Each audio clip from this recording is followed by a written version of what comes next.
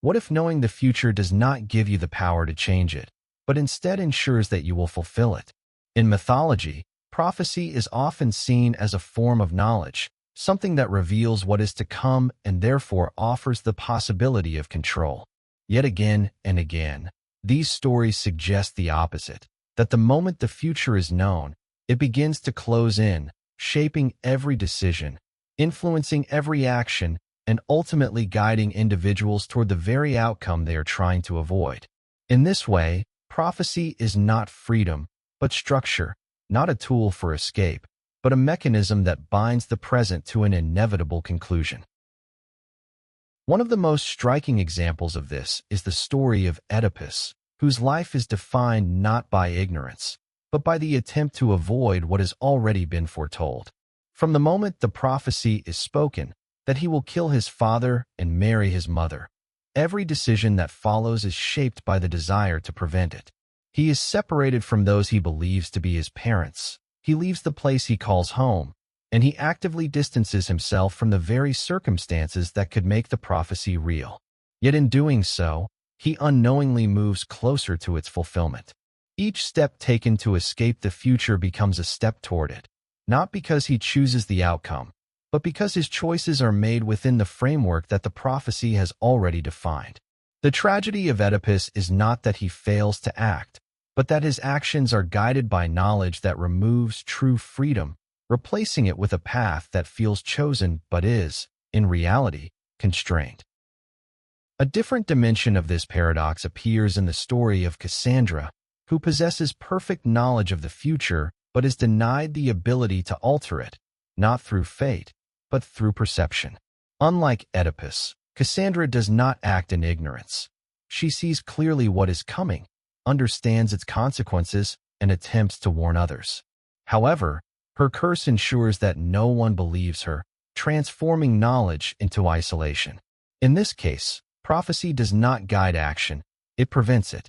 The future unfolds not because it is hidden, but because it is revealed in a way that cannot influence the decisions of those who need to hear it.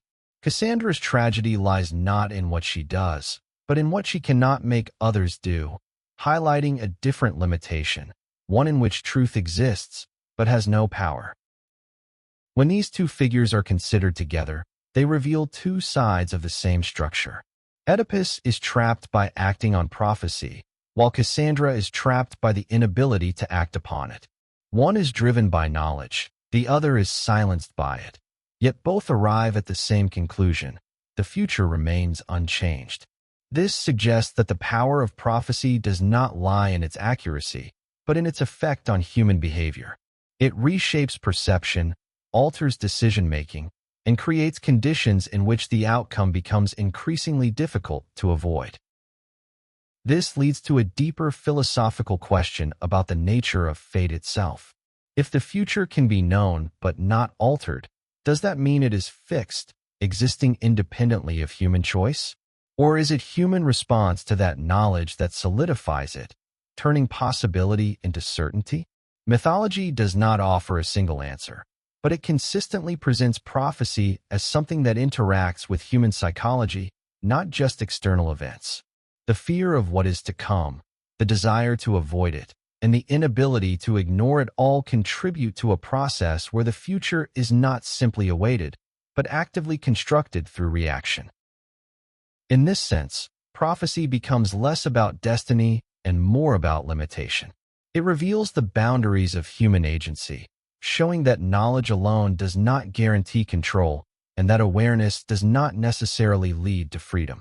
Instead, it can create pressure, narrowing the range of possible actions until only one path remains visible. The future, once known, stops being open and begins to feel inevitable. And perhaps this is why these stories continue to resonate, because they reflect a tension that exists beyond mythology. The question of whether we are truly free in our choices, or whether those choices are shaped by forces we do not fully understand, remains unresolved. Prophecy, in this context, is not just a narrative device, but a way of exploring that uncertainty, revealing how easily the line between choice and inevitability can disappear.